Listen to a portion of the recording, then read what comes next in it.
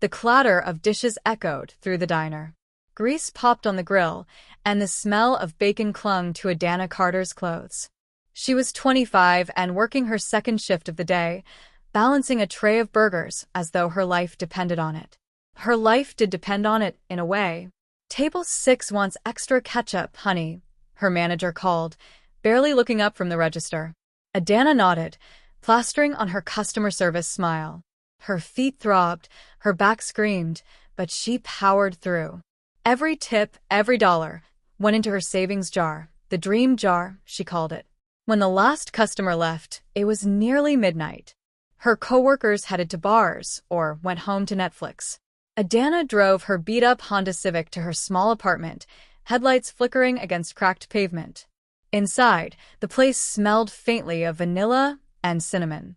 Not from candles, but from trays of cookies cooling on the counter.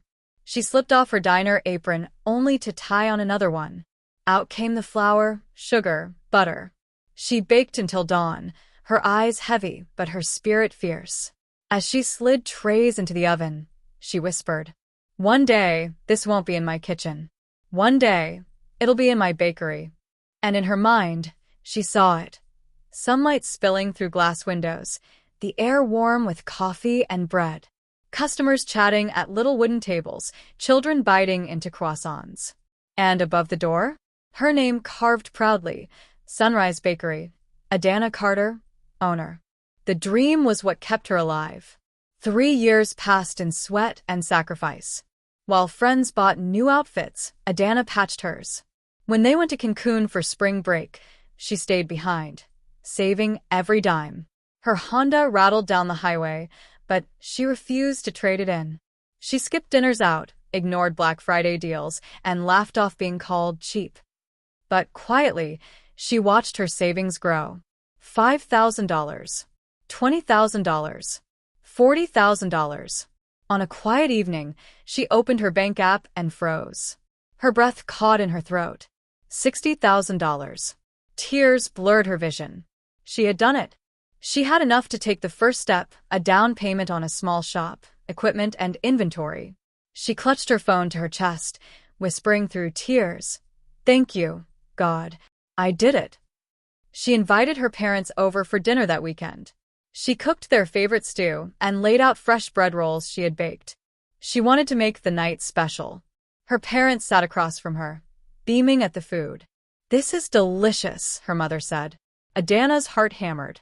"There's something I want to tell you both." She took a deep breath.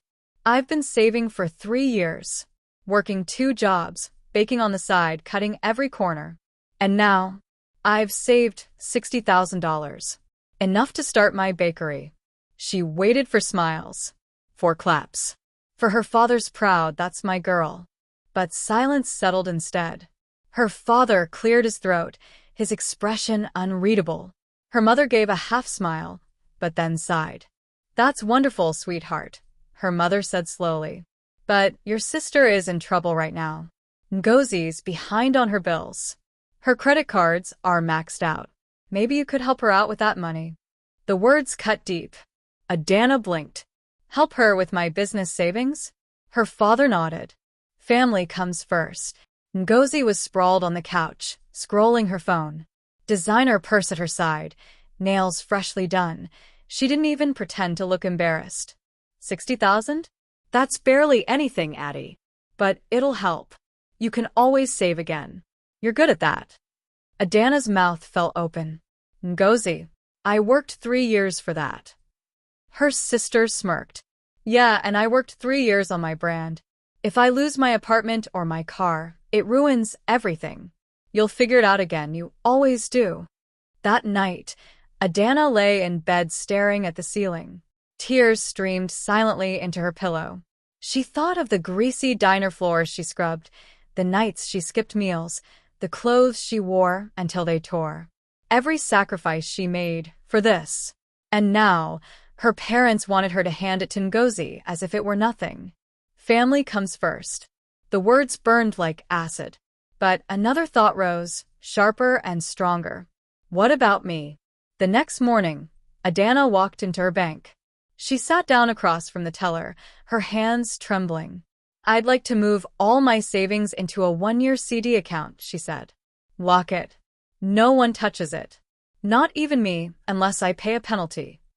When the transaction was complete, a strange peace washed over her. She had built a wall around her dream. Her parents called that evening. Why didn't you send the money? Her mother demanded. Adanna steadied her voice. Because that money is for my bakery. I will not throw away my future to fund Ngozi's lifestyle. You're selfish, her father snapped. We raised you better. Her hands shook, but her voice was steel.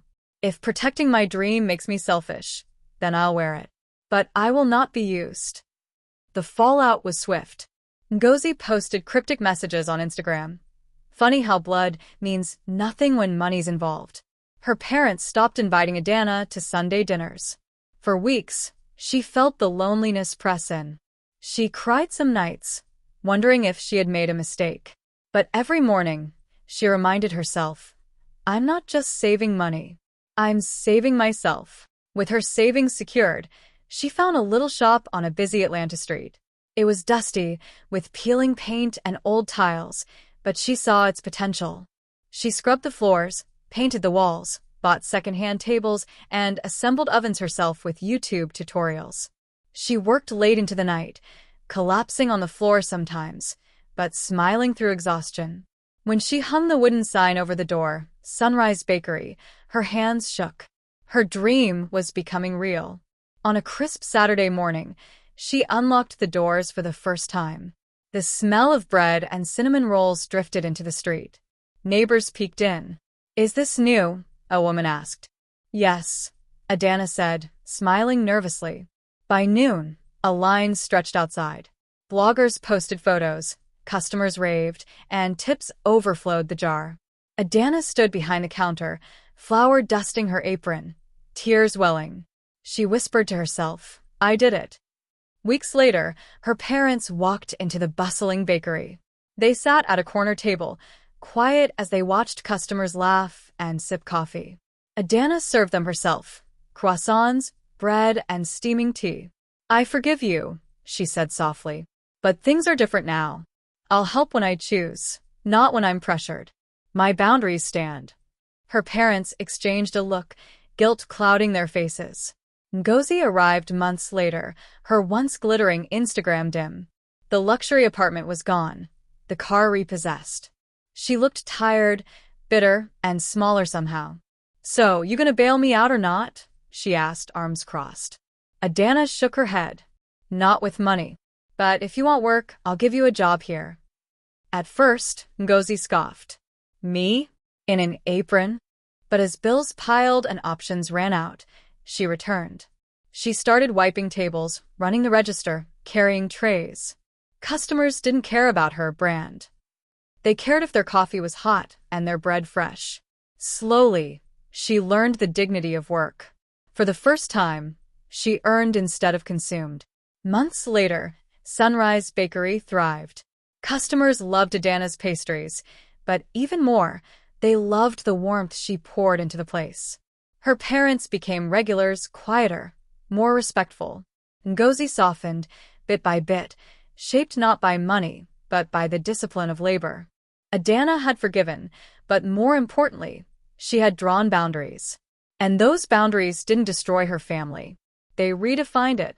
She had saved her dream, protected her soul, and proved something greater than wealth. That self-respect is the truest kind of fortune. There are times in life when you have to place boundaries from people who will run over you or will look at your ideas as not worth the time. Have you ever had a time where you had to place boundaries in place? Leave a comment below telling your experience. Thank you for watching. Please like, subscribe, and push the notifications for upcoming videos.